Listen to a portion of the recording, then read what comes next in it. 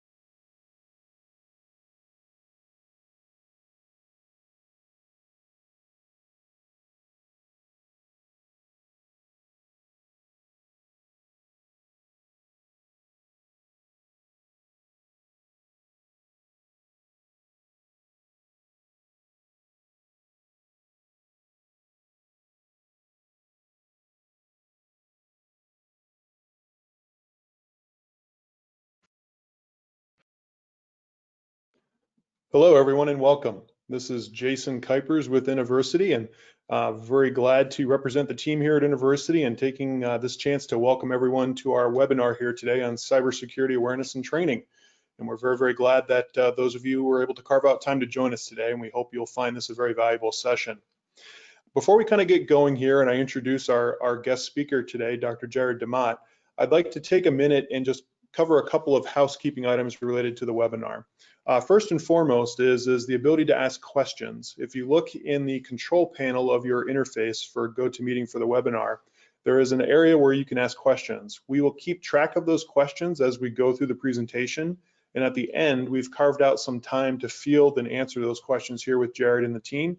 And hopefully everyone can kind of participate in that as you see fit, and welcome the chance to field those questions and enhance some of the learning that hopefully goes on here today through that question and answer session at the end.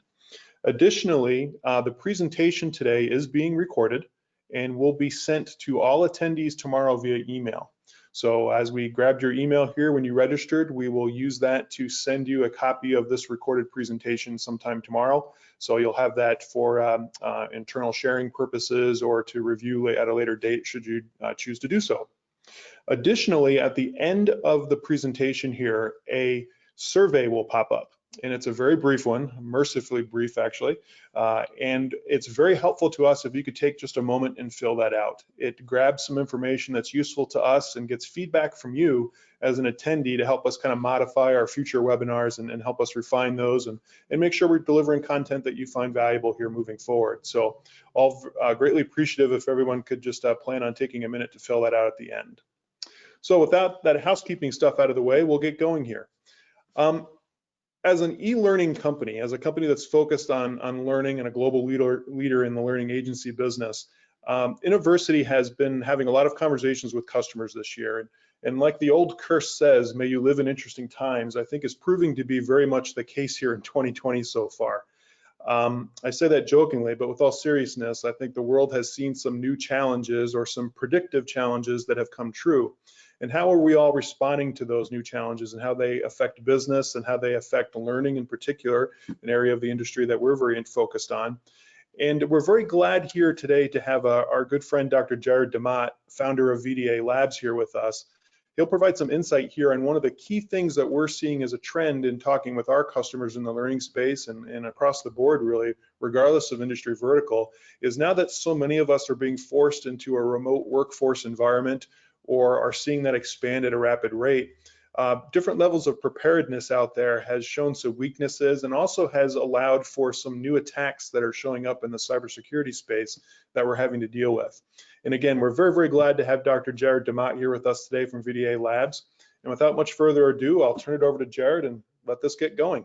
Jared, thank you. All right, thank you, Jason, very much. Very excited to be presenting to you guys today. So just a little bit of background. I've been in the cybersecurity field for 20 years, and we see that a lot's changed in that time, right? In terms of technology in the world and IoT and connected mobile apps to your car and all these things. But in fact, from a cybersecurity perspective anyway, we're just as vulnerable, if not more so, because of all that new technology and connectedness and rapid rollout of a work from home force and software that's everywhere and that type of stuff. So when we founded VDA Labs, Vulnerability Discovery Analysis, it was to tackle that challenge straight on in terms of all the things that come along with that. And security awareness training is really such an important topic that we're going to be going over today. So if you want to find any more information about us or courses that we have on Pluralsight, some of my background of being a PhD from Michigan State and having taught and a former NSA analyst, happy to talk more about that or provide a bio to anybody who wants kind of further data on that. But I don't think I want to bore you too much on my background, because what I really want to talk to you about today is cybersecurity and kind of what's going on in the world with cybersecurity, and in particular, how can we educate our workforce to be better prepared to face those challenges head on. So we have new cyber threats, and now many of companies' workforce is at home, and there's a change routine, and so there's a lot of things that have changed, and there's a lot of things that haven't changed. And with that greater risk, attackers basically won't miss an opportunity to try to pile on to whatever's going on in current events and that type of stuff. So here's a phishing email that we saw recently, and you can see that it came from deliveryshipped.com. So makes sense, right? You've been getting your groceries online, and here they come. But you notice that it's going to be authorizing $850, which is a bit more than you spent on your recent grocery order. So you go ahead and click, and weird, it asks you to log in again, but no big deal. That happens from time to time anyway.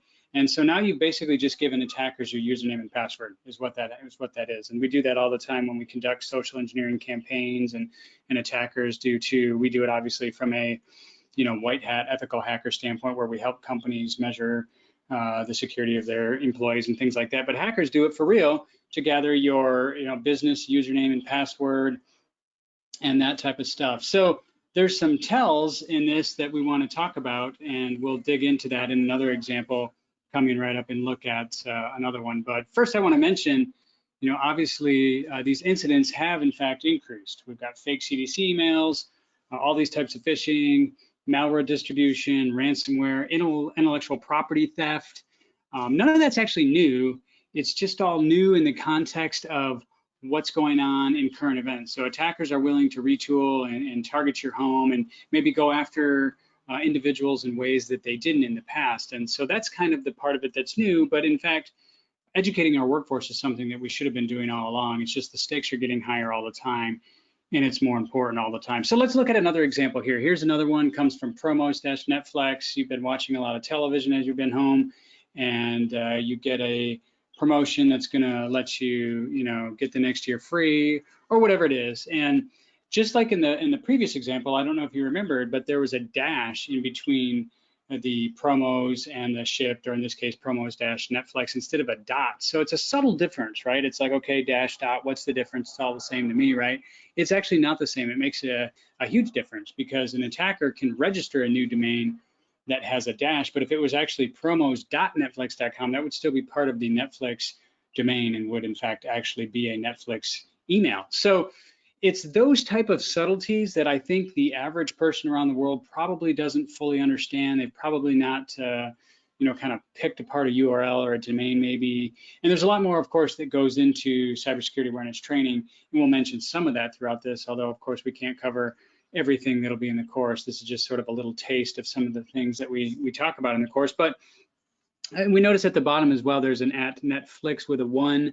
That's another sort of subtle tell. So learning to identify phishing emails is something that we do throughout the course, and something that's very important for your workforce to recognize, because you really want them to remain diligent.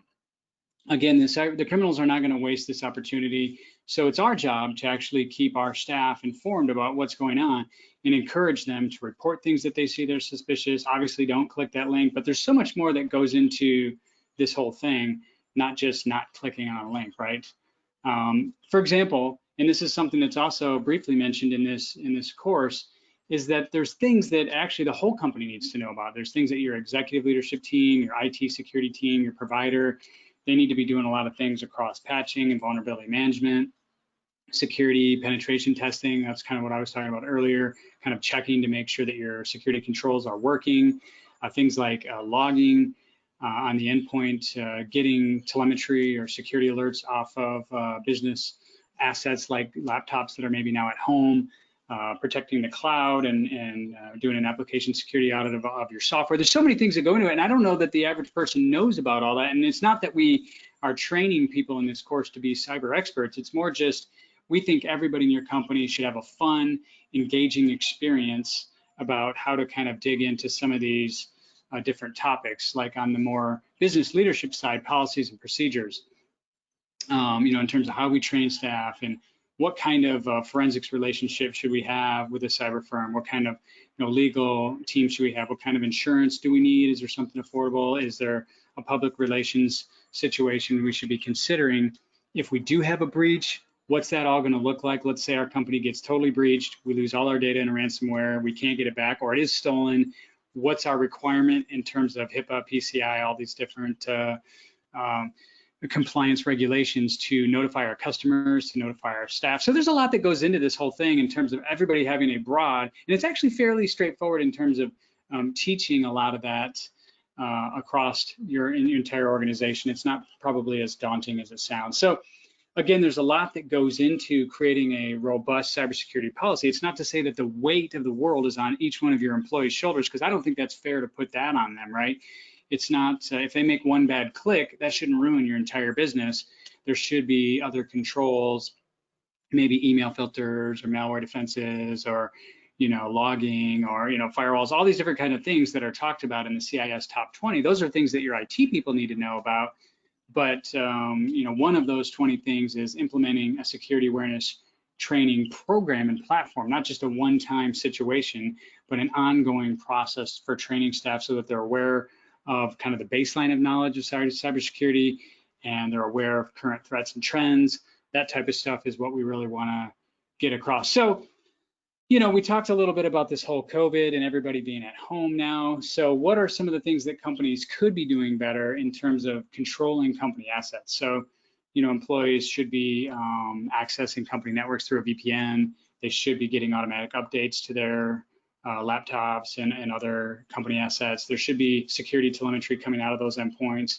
There should be limited permissions for people to install applications on those devices. There should be compliance and a legal standard about the policies related to personal and work. So if people are working at home on a work laptop, they shouldn't be doing their Shipt in the first place, or their Netflix, right? Why are they getting Netflix and Shipt alerts if that was their work email account? They should know right away, oh, this is a scam because I'm getting a Shipt or a Netflix to my work email. That should only be coming to my other computer over here. That's my personal computer with my personal email. So kind of training people on that type of stuff so they understand how to separate and segment that is really, something that's important in the current phase that we're in. And not everybody's doing it right though, right? And I get it. Every company is at a different place. There's what we call the cyber journey or cyber spectrum. That's kind of on the ideal situation. The non-ideal situation might be a company frantically ran out to Best Buy, bought 10 new laptops for their 10 employees, sent them all home with a laptop, told them to try to, connect in. There's no VPN. Good luck doing your job at home. We haven't thought through this. We didn't have a plan. We have no cybersecurity awareness plan or training or defense in depth or incident response or business continuity plan. And maybe we can set up TeamViewer to manage, a server from home, even though we have no remote capability now. So that's kind of a whole non-ideal. And most companies are somewhere in the middle of that spectrum, right? They're not totally at a 0. They're not totally at a 10. You're never really totally done. They're kind of moving toward better security. And that's the goal, is to educate people about that journey and moving toward what we call a zero trust model, which is a different way of authenticating and logging. And we won't get into all the IT details of that, but just know that there is a better way. So in terms of what can the average person do, and what can the average company do to protect their data, protect their people. There are some very basic things. For example, having a good tested backup is very important. If you have that in place, that'll help against a lot of ransomware attacks. Also, implementing two-factor authentication, because your passwords are weak, and it's not just that your passwords are weak. Attackers know how to guess your password, right? They know that you use your company name and the date and the season because you're forced to change your password every quarter or whatever it might be. There's a lot of predictable patterns that people use in their passwords, but it's not even just that. It's that passwords are often lost or just plain weak, and no fault to the employee. There might have been a breach over here at LinkedIn or something. You reuse your password at LinkedIn at your work email, and all of a sudden you have a work compromise, right? But that won't happen if you have strong passwords in a password manager that you don't even know all the passwords for your accounts, right? It just automatically generates a 22-character password, puts it in for you in a form, and then you have two-factor authentication. So you also have to put in a PIN from an app maybe that's on your phone or some kind of token or something like that. So those are some very basic things that I think the average person still doesn't totally know about or understand. And if we can impart stuff like that throughout this course, which we do, so that a broad set of people would know what are all the sort of minimal set of security standards that everybody should know about, that alone would be a wonderful security upgrade for the whole world if people knew kind of these basic things. So there's a lot of other things, right? Properly disposing of data, locking your devices and data, taking calls in private, extra security while traveling, just basic stuff that we call attack surface reduction. We can talk about that more later, but it's kind of the little things that people don't always think about that this course kind of gives them, those extra little tidbits of information.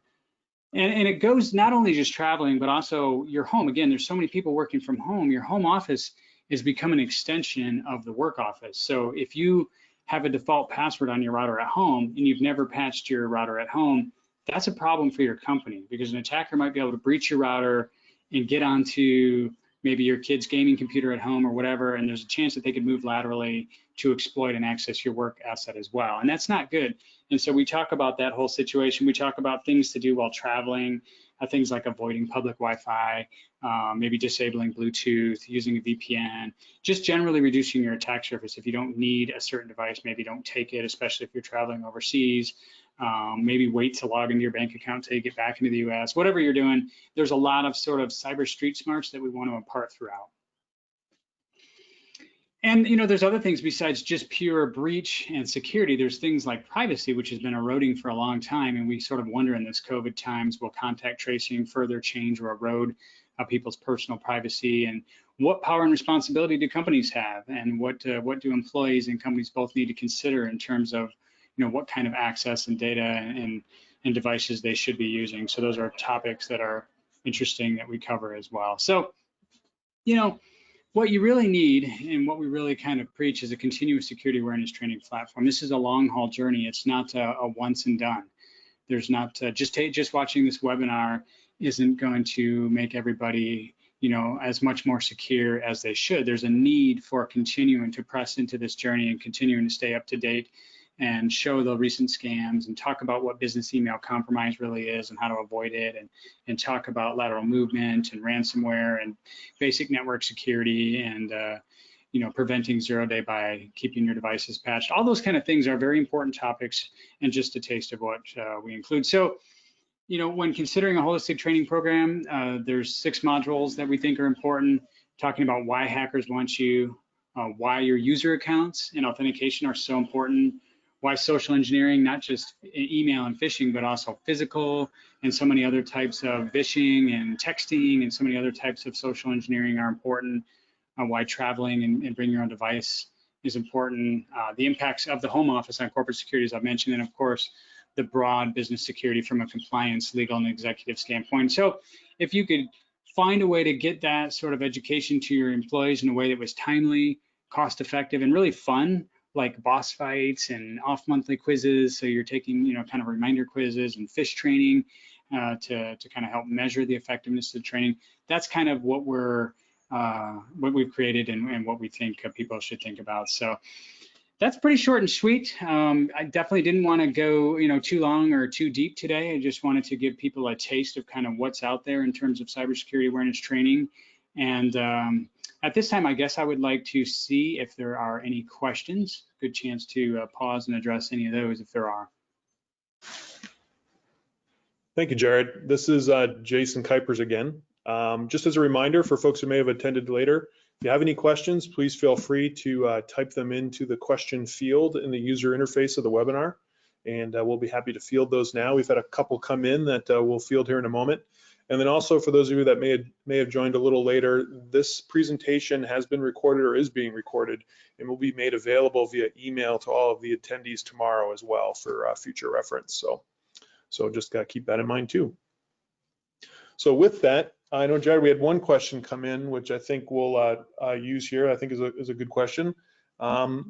It's around really the frequency that one would want there to be within any cyber user training that's used. So how frequently are attacks changing? What does that world look like? And then again, what would you recommend a good training regimen for end users would have as far as frequency of being updated? Yeah, that's a great question, and it's definitely something that we've thought a lot about. So, some companies do no training, some companies train every month, some do quarterly. There is a lot of variance depending on, companies have to basically come up with a security plan, which we talk about, and, kind of measure what their, feel like their risk and the awareness needs of their staff are. So it does vary a little bit, but we really feel like this balance of a module every other month, so there's 6 modules a year with a quiz on the off months and some analysis or data kind of before and after you start this program from a phishing standpoint, gives you kind of a measurable, repeatable way to do the training and provide it in a way that's not overly intensive, or kind of, obviously you have people that need to get their job done too. Some of your employees, this may not be their passion or something like that, but most people, if you put this in front of them and you kind of talk to them about, hey, this is something we really want to do, and there's a lot you can do to get people excited about that. So I would say kind of every other month or even every month, having something in front of them, particularly if you do see on the corporate side as well other types of scams that are hitting people, and as people become aware, they're going to reach out to other staff in a company and say, hey, I just got this shipped email. What's going on with that? Did anybody get that? I don't even do ship for my work email. And you can start conversations, kind of water cooler, even if they're not in the office, right? Sort of virtual water cooler conversations around on your Slack or Teams or whatever people use to communicate throughout their workday to kind of talk about the types of scams they're seeing. So. Okay, great. Thanks, Jared. I know one thing that we've seen be a good practice is, in addition to kind of a quarterly updating of the training, that there's, to your point, maybe like a flyer or something like that that goes out to all users who have taken the training to that point in time, just to kind of keep the content fresh with maybe some news articles or something like that that's relevant to just furthering the education. Absolutely, yeah. So another question that's come in too, which I think is a good one. What makes the training that is kind of being developed with VDA and Inno-Versity unique? How's it different from other training programs out there? No, that's a brilliant question, and something that we definitely thought a lot about as we came together in partnership, because Inno-Versity has the education background, right, with teachers on staff and all the sort of deep learning, and how do you get across a subject, especially when it's a business subject, and that some people are going to be in love with cybersecurity and really be passionate about it. Maybe somebody else hasn't even heard of it, doesn't know the first thing about it, and isn't even particularly interested in it. How do you get a person like that to really engage in a training that's kind of interactive and exciting, and it's got a plot and a storyline and characters that are having real world conversations throughout? That's part of the beauty of it. And then of course you need all the data to be there, and you need the training to be accurate and actionable and realistic. So that's where on the VDA Lab side we bring all of the cyber expertise forward in terms of actually bringing the topics forward that need to be discussed, and the most important parts of a basic security awareness training program. Yeah, no, I think that's a great point. One of the things we've kind of seen in the industry is there's training out there that often has the two consistent elements, and that there is good content in the sense that they've had cybersecurity experts like yourself perhaps help with the content, or have even been the producers of the content, and then it's been combined with some fairly decent creative design to kind of get it out there, right? But what we haven't seen, or we've heard complaints from some people in our community that we've worked with, it's a retention issue, right? It's like the training was either too technical, or it didn't go deep enough in some areas, or it was too broad, or the trainings were too long, or the trainings were too short and it wasn't worth the time to log in, and the retention just wasn't there. And I think what's a bit unique is with Inno-Versity being so focused on learning and having instructional designers and educators on staff, it's taking expertise from folks like yourself and combining that with great creative design to actually produce a product that has some staying power, and therefore actually hopefully contribute to mitigating some of the risk to cyber attacks that we're seeing, and like you've talked about here. Yeah, no, exactly. And striking the exact right balance with timing and content and engagement. Yeah, I totally agree with all that. Yeah, those are all really important factors. Another question that's come in too is a person here is talking about their business having a broad spectrum of users that they're mentioning here in their message. Let me look here.